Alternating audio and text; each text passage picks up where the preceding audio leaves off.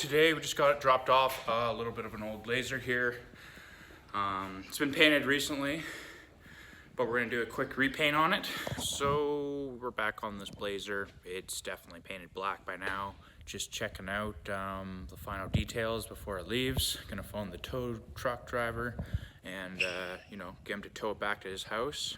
Just a quick gloss black paint job for the gentleman. Unmastered last night and pushed it at the booth, but here we go.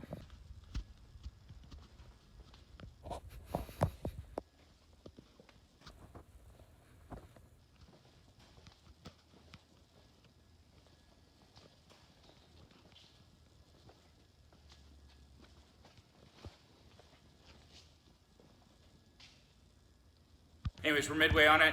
We're supposed to shoot some paint. It took us, a couple hours to prep it for paint and mask it up. And now we're moving forward with basically just a gloss black it out for the summer for the gentleman.